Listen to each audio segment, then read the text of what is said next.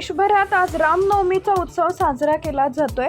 तनी मनी लोचणी वस्ती श्रीराम या भावनेनं अवघा देश राममय झालेला आहे। आपल्या पुण्यातही इतिहास आणि परंपरांचा अद्वितीय संगम म्हणता येईल अशी प्रभू श्रीरामांची मंदिर आहेत।